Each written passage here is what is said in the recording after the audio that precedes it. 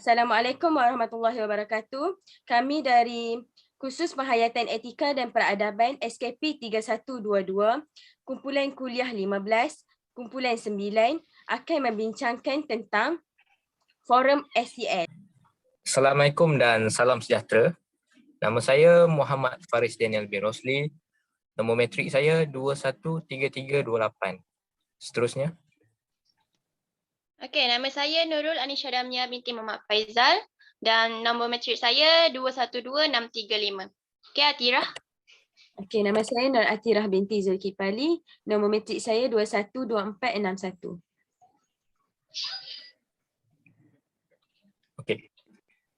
Pada hari ini saya bersama dengan dua gadis yang comel, cute, mute. Akan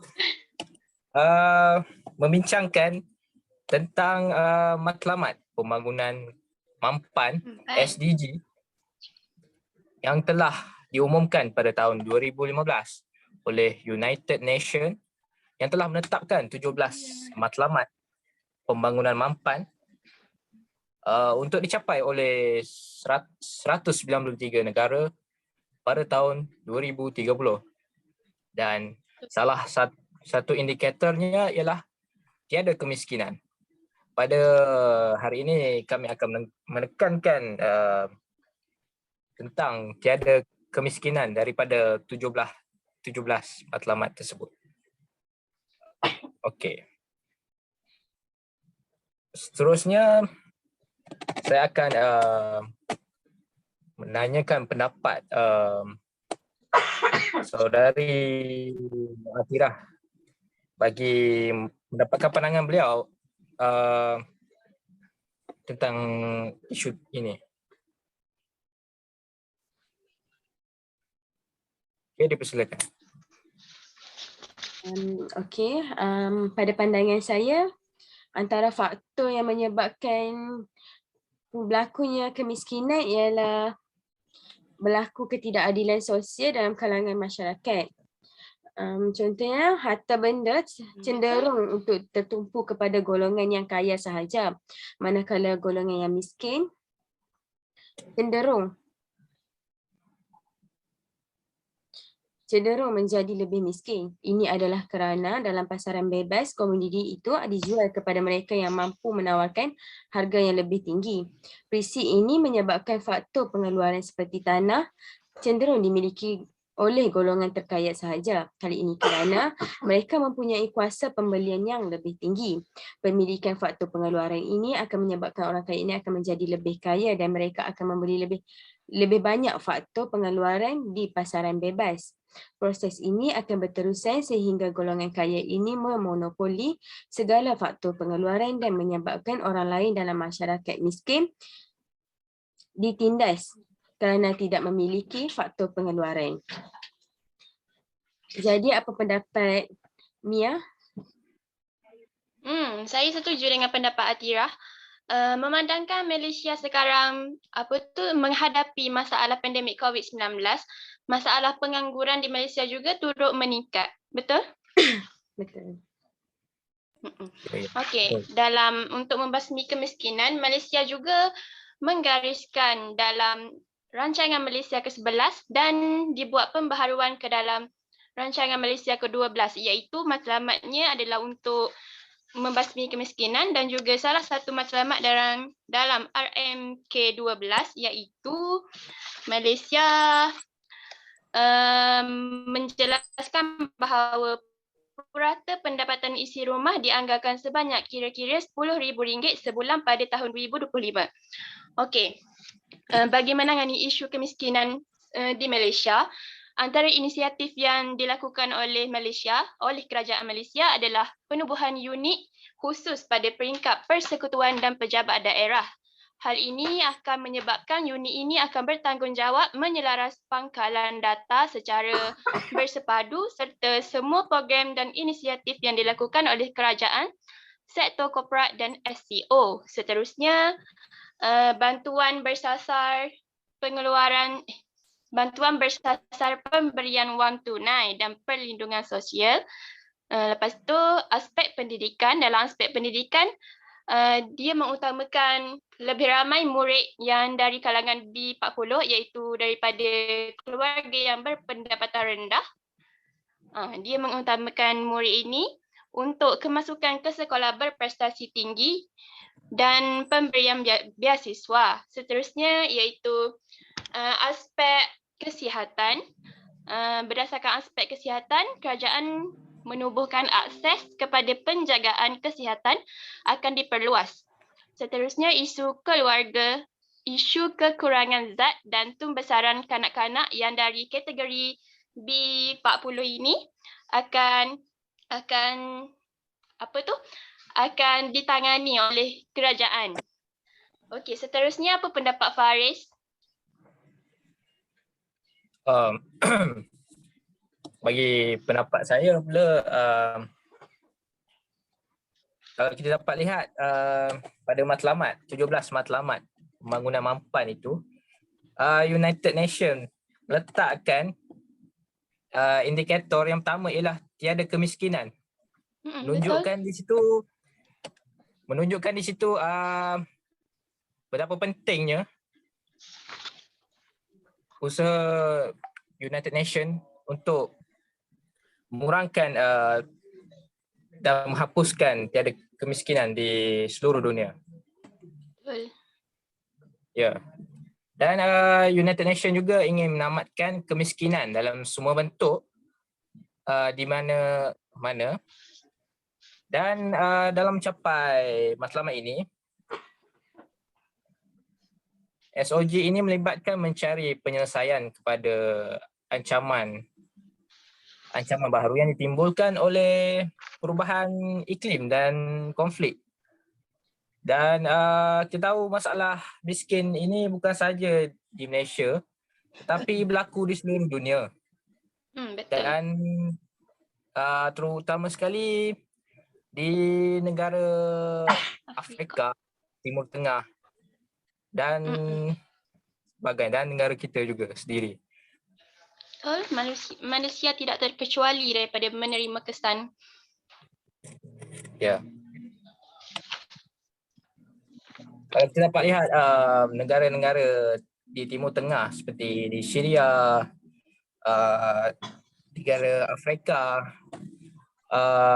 banyak yang mengalami kebuluran dan tiada makanan sehingga menyebabkan badan mereka susut sehingga menampakkan tulang saja. Kekurangan zat. Ya, kekurangan zat makanan akibat daripada faktor ekonomi juga.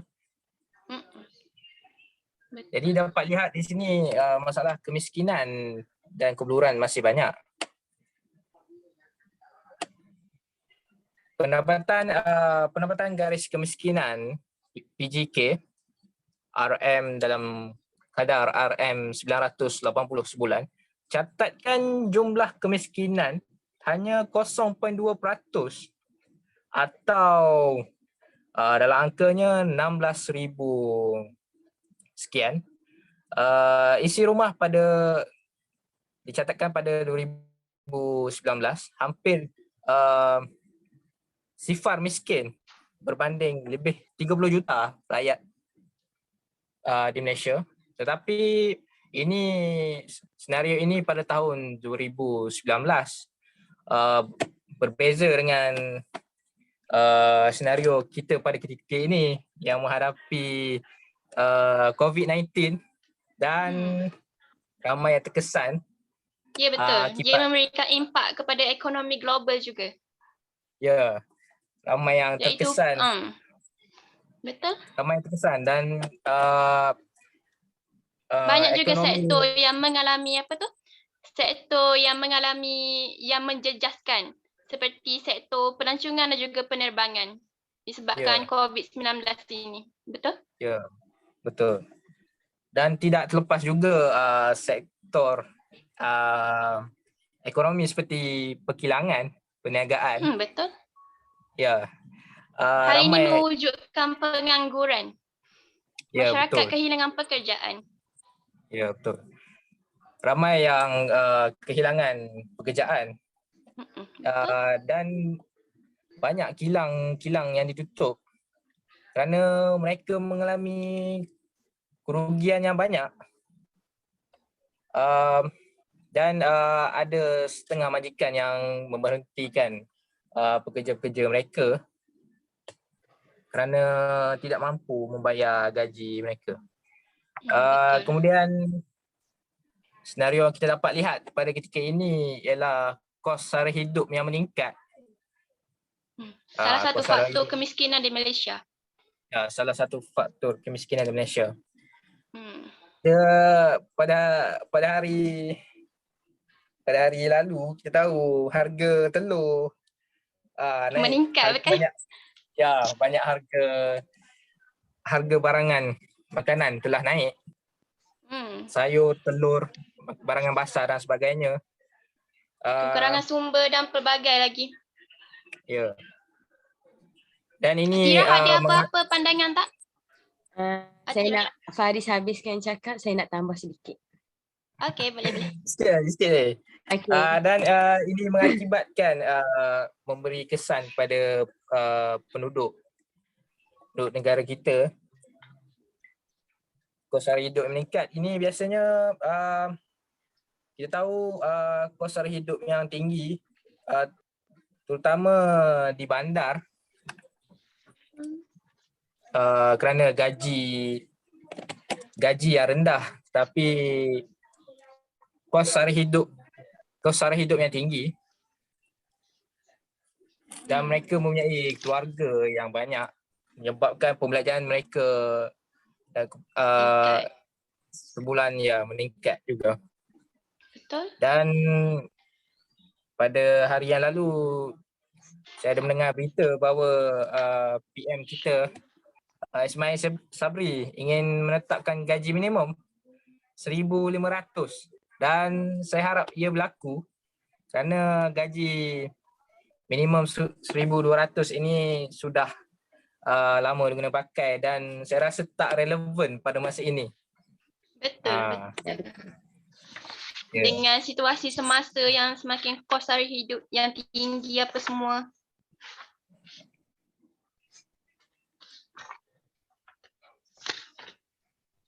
Okey, boleh saya tambah sedikit? Boleh. Faktor lain yang saya telah kenal pasti adalah faktor keluarga. Golongan yang miskin ni biasanya disebabkan oleh faktor keluarga yang sememangnya miskin. Kemiskinan biasanya akan diwarisi oleh anak-anak kerana kekurangan punca pendapatan. Tambahan pula, ada golongan yang terpaksa berhenti sekolah akibat kekurangan sumber pendapatan untuk menampung yuran persekolahan. Terusnya, faktor perjudian. Perjudian di negara kita pun meningkat. Tambahan pula, pelbagai platform perjudian atas talian yang menyebabkan kaki-kaki judi ni lebih giat berjudi. Tabiat berjudi akan menjadi punca kemiskinan kerana akan menyebabkan individu tersebut berhutang malah menggunakan duit simpanan untuk berjudi. Betul. Saya setuju dengan saya. Seterusnya, kekurangan peluang pekerjaan. Pekerjaan di negara kita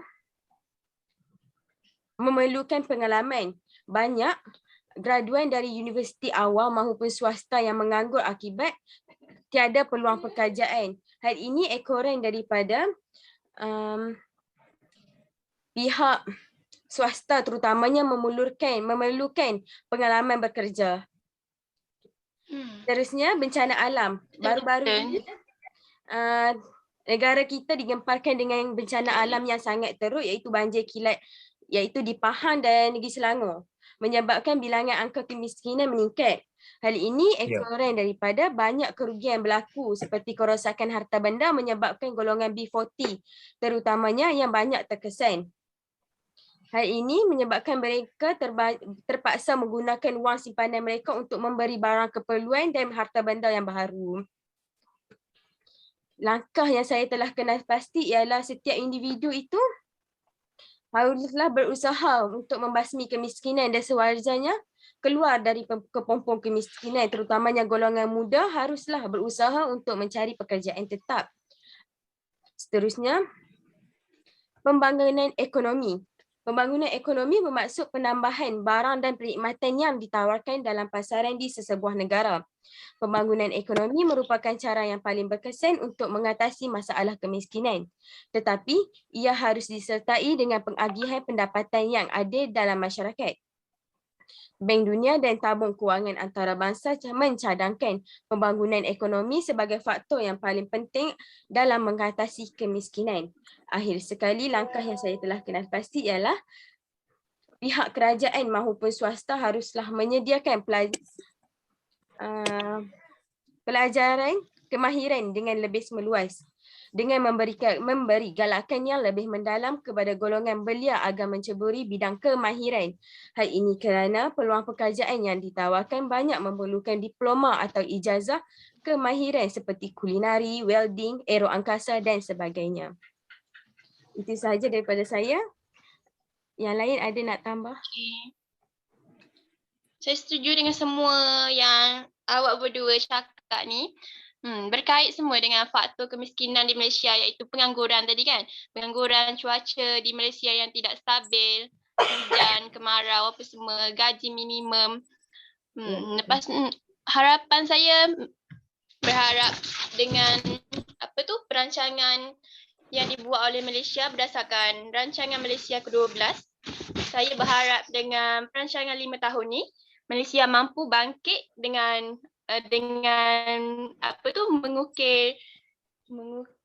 mengukir dengan melakar masa hadapan yang lebih baik dan maju. Setuju dengan Mira. Okey. Harapan awak berdua pula apa? Boleh saya tahu? Okey, harapan saya nak semua golongan Adil lah. semua golongan Sama adil hak dia. dilayan sama adil untuk membasmi kemiskinan, itu saja. Betul. Faris? Kalau saya pula, kalau kita dapat lihat negara kita dapat isu di mana setengah memilih pekerjaan. Ya, betul. Terutama sekali graduan lepas saya universiti, mereka memilih pekerjaan Ya, betul. yang dianggap tidak sesuai dengan kelayakan akademik mereka, dan saya rasa itu tidak wajar kerana Atau pengangguran yang tinggi pada masa sekarang kan? ya, kerana saya rasa mereka perlukan pengalaman dan juga sebenarnya kalau tengok kat Malaysia ni banyak je pekerjaan, cuma masyarakat kita ni suka memilih satu, lepas tu maaf lah kalau nak itu ada sikap malas tu. Betul. Ada sikap malas tu yang duduk kat rumah tanam anggur menganggur lah. Ya, betul. Duduk kat rumah apa Okey, harapan saya saya harap kerajaan memperbanyakkan lagi bantuan-bantuan kepada mereka yang terkesan dan memerlukan,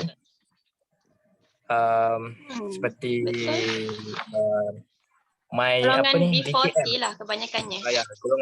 Golongan B40, dan pada masyarakat juga saya rasa masyarakat perlu ubah sikap yang malas itu supaya rajin bekerja untuk membantu setidaknya menyara kehidupan keluarga. Betul, harapan saya juga macam semoga kerajaan dapat meningkatkan lagi tenaga kerja yang banyak pada masa hadapan, disebabkan faktor pengangguran yang tinggi di Malaysia kan pada masa sekarang disebabkan COVID-19 pula. Tapi kerajaan ada buat bantuan tau, iaitu bantuan prihatin nasional, tak silap, untuk B40 dan M40, betul? Betul. Perkhidmatan nasional dan apa ni? BKM. BKM Tak salah saya. BKM, BKM. GPN, BKM, betul. Okey, Okay, itu saja ke? Okey, saya nak tambah sikit. Saya juga harap kerajaan turunkan harga barang dalam keadaan normal seperti dahulu, sebab sekarang kan gaji kita masih lagi 1,200 dengan harga barang Gaji minimum lagi. dengan harga barang sekarang tidak dapat menampung kos sara hidup untuk golongan B40 lah terutamanya. Itu sahaja. Betul lah Tira. Faham? Tapi saya rasa langkah tersebut agak sukar kerana situasi dunia sekarang ni menghadapi inflasi. Jadi menyebabkan Betul, harga kerugian barang yang banyak. Betul? harga barang tu naik. Jadi harapan untuk negara pula. Harapan untuk negara Menjadikan supaya ekonomi. semua negara perlu berbincang untuk menstabilkan ekonomi balik di era pandemik Menstabilkan COVID-19. ekonomi global. Sebab sekarang ni ekonomi global impak kerana COVID-19 ni kan. Ya. Okay, itu Tapi saja emas daripada murah tau. saya. Okey, itu saja. Terima kasih.